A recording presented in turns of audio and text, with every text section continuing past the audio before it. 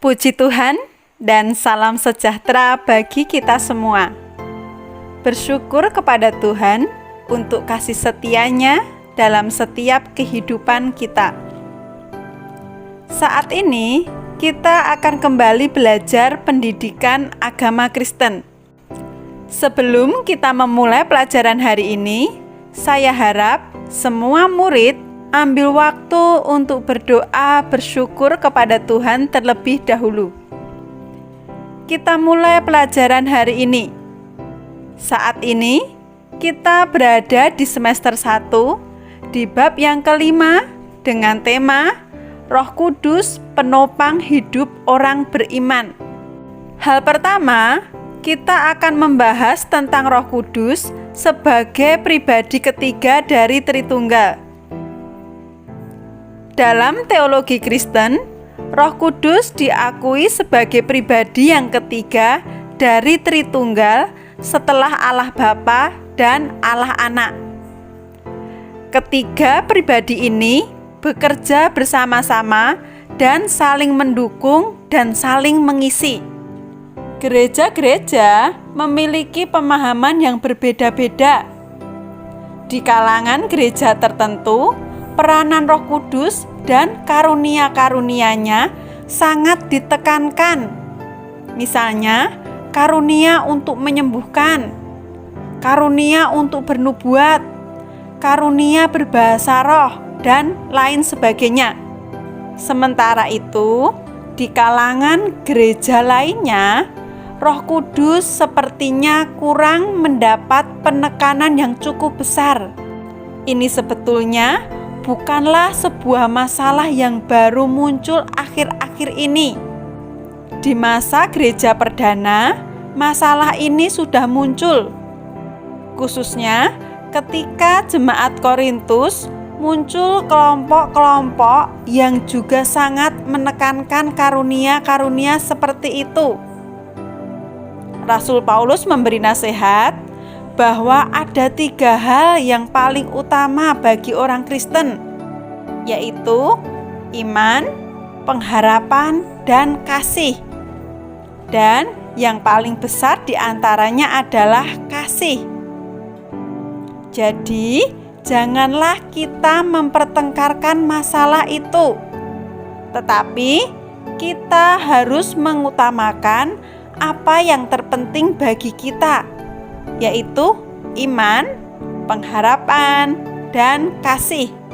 Di dalam Alkitab disebutkan ada 2 jenis karunia dari Roh Kudus.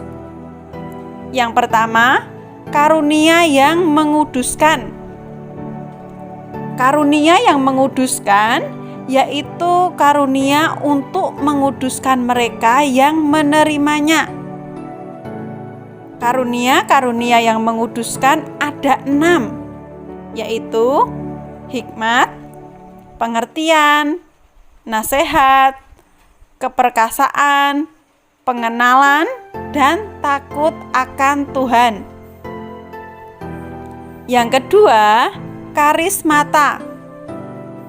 Karismata berasal dari bahasa Yunani, yaitu charismata, yang berarti anugerah yang memberikan sukacita, keindahan, dan bahagia.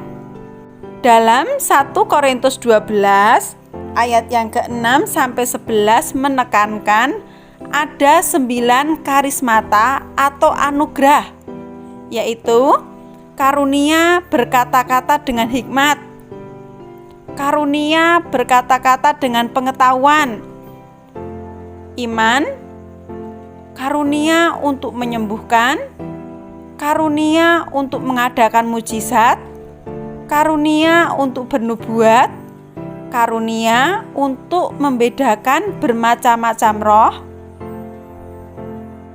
karunia untuk berkata-kata dengan bahasa roh, dan karunia untuk menafsirkan bahasa roh.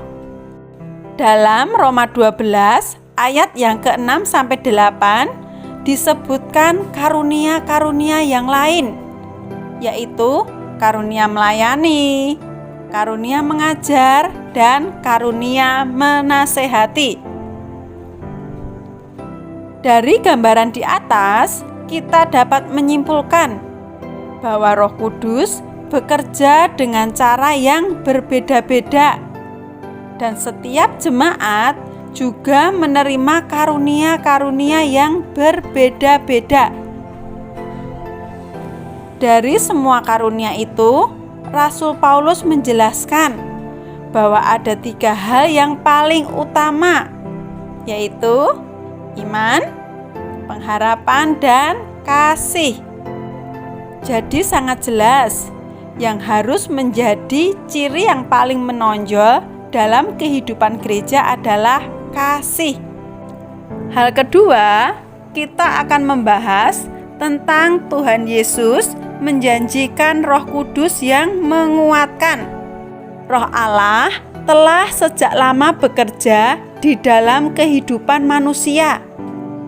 Bahkan sebelum sesuatu dijadikan, Roh itu sudah ada. Kita bisa lihat dalam Kejadian 1 ayat yang kedua. Sebelum Tuhan Yesus menjalankan tugasnya, Roh itu menampakkan dirinya pada peristiwa pembaptisan Yesus di Sungai Yordan. Nanti kita juga bisa baca dalam Markus 1 ayat 10. Dan memimpin Yesus ke padang gurun untuk dicobai. Dalam Markus 1 ayat 12. Sebelum Tuhan Yesus naik ke surga, Dia berjanji akan memberikan seorang penghibur kepada murid-muridnya. Seorang penghibur yang dimaksud Yesus adalah Roh Kudus. Dalam bahasa Yunani, Roh Kudus disebut sebagai Parakletos, yang artinya dipanggil untuk menolong dan menasehati. Dengan demikian, Roh Kudus akan menjalankan peranan sebagai pengganti Tuhan Yesus yang secara fisik sudah kembali kepada Bapa di surga.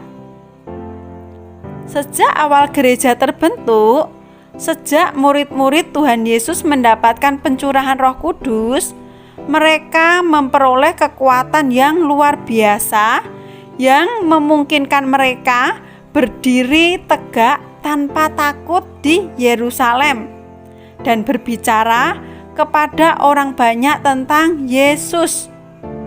Bisa dibuka dalam Kisah Para Rasul 2. Puji Tuhan, untuk hari ini pelajaran cukup sampai di sini. Dari pelajaran hari ini, kita bisa mengambil beberapa kesimpulan. Yang pertama, Tuhan Yesus berjanji kepada murid-muridnya bahwa Ia akan memberikan Roh Kudus sebagai penggantinya. 2. Roh Kudus selalu menyertai murid-muridnya dari masa gereja perdana bahkan hingga sekarang ini dan selamanya. Terima kasih sudah mengikuti pelajaran hari ini. Tetap semangat belajar. Salam sehat dan Tuhan Yesus memberkati.